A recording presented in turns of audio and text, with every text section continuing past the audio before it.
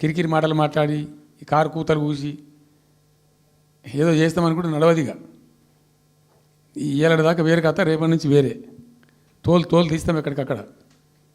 ప్రజలు ఖచ్చితంగా ఎక్కడికక్కడ నిలబెట్టే ప్రయత్నం చేస్తాం. అడుగున చెక్ చేస్తాం, ప్రతి విషయంలో చెక్ చేస్తాం. Sufficient time we have given. మేము తొందరపడి మేము ఎందుకు కన్నెర్రి అయ్యి మా ప్రభుత్వం పోయింది వీళ్ళు వచ్చింది అనేటువంటి ఒక పిచ్చి అయ్యి అట్లా మేము చేయలే, అటువంటి వాడికి పోలే.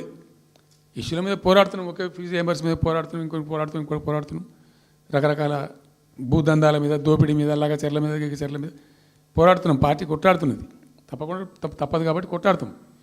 ఇప్పుడు మొదటికే ముప్పొచ్చే పరిస్థితి ఉంది. అటు గోదావరి మీద అరాకిరి చేసి చంద్రబాబు నాయుడు ఏపీ ప్రభుత్వం నల్లమల సాగరు, ఈ సాగరు, ఆ సాగరు, అటు గోదావరి దోపిడీ జరుగుతూ ఉంటే దాని మీద సప్పులు లేదు. ఇటు కృష్ణలో ఇంత ఘోరంగా పాలమూరు ఎత్తిపోతల మీద దీని మీద సప్పులు లేదు. మరి ఎవరి ప్రయోజనాల కోసం ఉన్నట్టు రాష్ట్ర ప్రభుత్వం? ఏం చేయడానికి ఉన్నట్టు?